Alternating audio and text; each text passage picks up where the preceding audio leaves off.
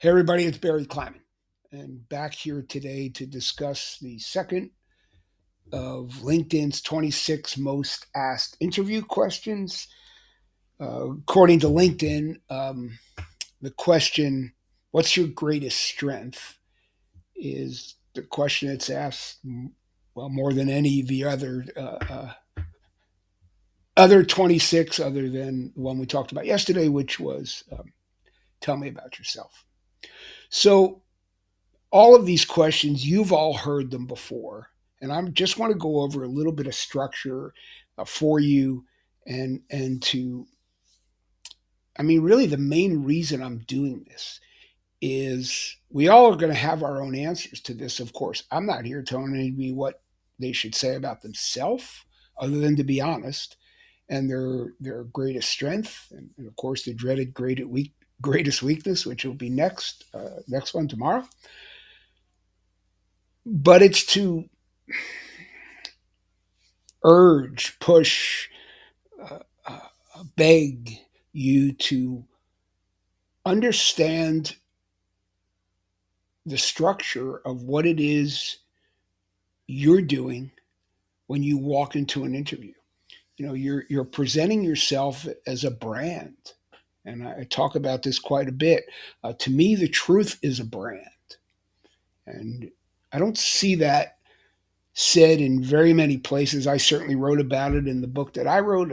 Wrote a whole book about it, how the truth will set you and your career free. But when you walk into an interview, you're branding yourself. Who is this person? I'm interviewing with you right now. What the heck is this guy talking about? So a couple of the tenets, I've talked about this before. I'll talk about them forever till somebody shuts me up, that I think you really need to understand is this. I hate tips because tips are so random to the specific situation, and certainly random to you and your ethos and your beliefs and what you want to happen. And so to me, there's a structure involved. So I like to put it like this, and this is not some cutesy, quippy saying: you don't know what you don't know.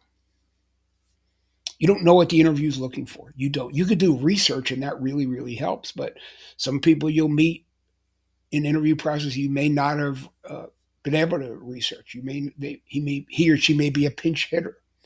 So you are the constant, and the messaging that you put out there is the constant, which is why I believe the truth is so important. Okay, you don't know what you don't know, but you do know what you do.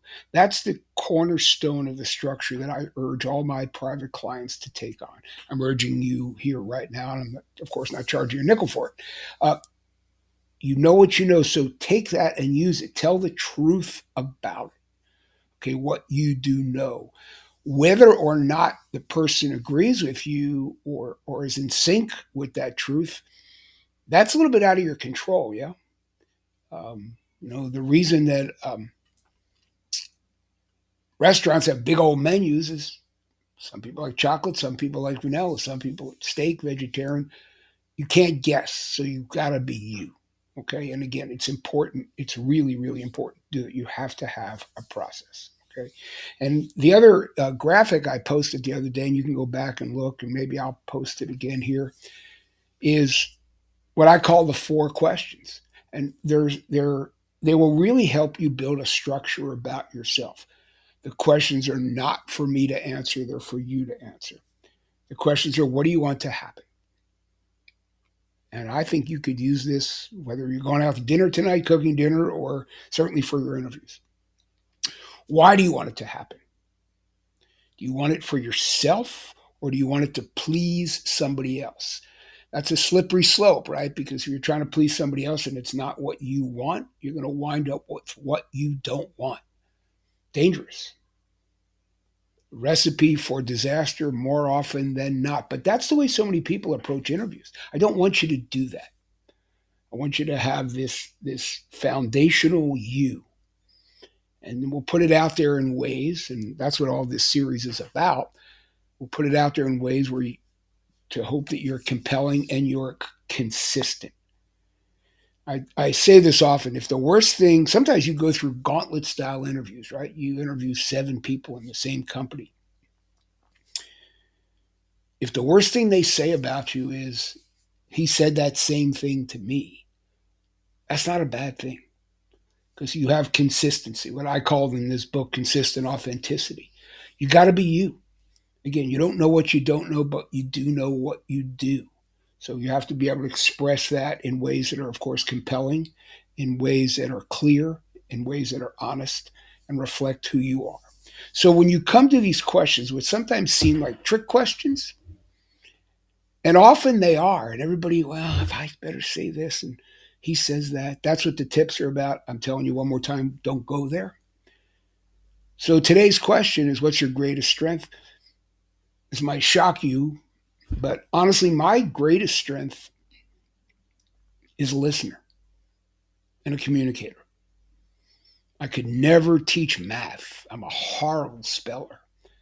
Um, I'm an okay writer, but I write like I talk. I probably would flunk college English, but I have one book written and two more being written. I write like I talk. But really, what I've been good at, and you can read about me if you want on LinkedIn or whatever, what other people would say is I am a good listener, I am a good communicator, and that's my strength.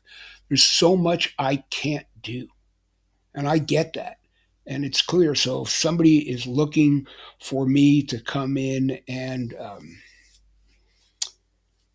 oh gosh, fix their dishwasher or design some new product or whatever, I might make suggestions, but that's not me.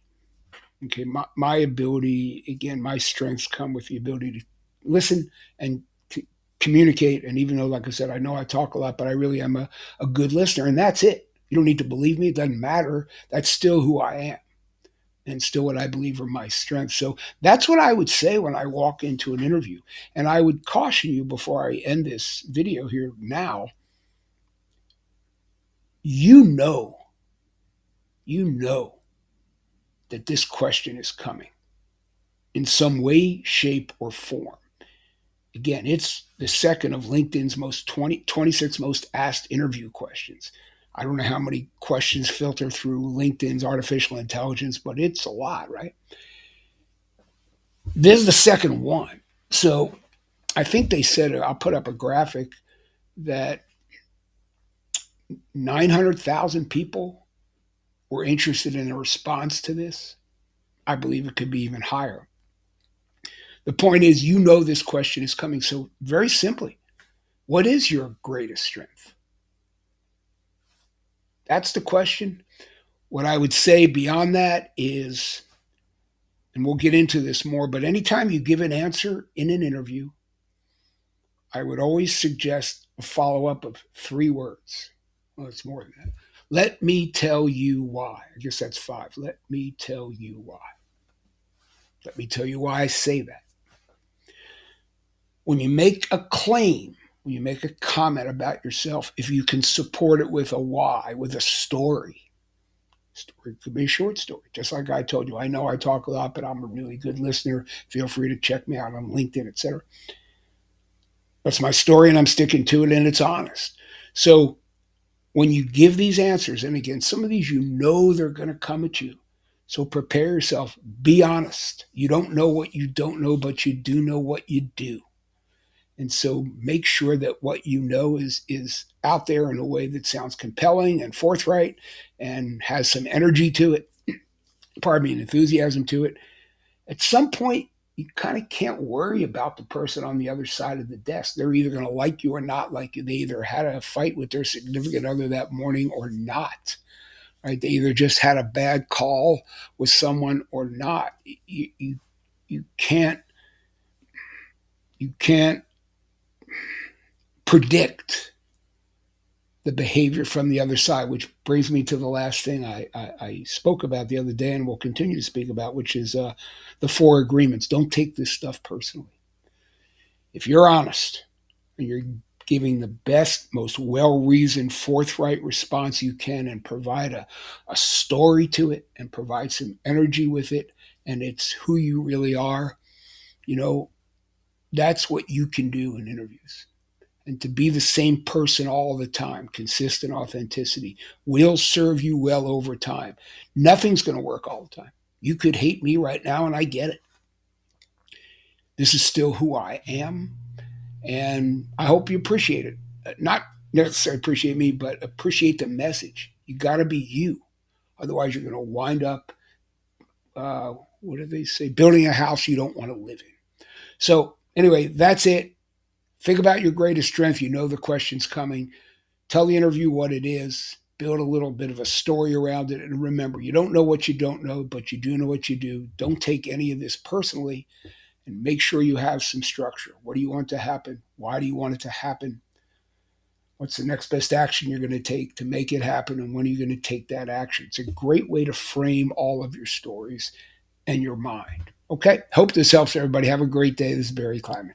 Back with you tomorrow. I have to look up the question.